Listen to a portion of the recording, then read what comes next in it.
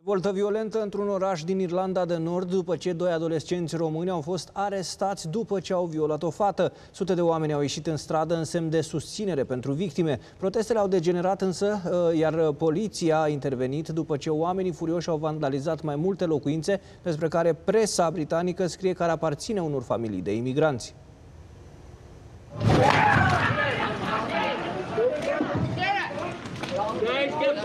Okay, man.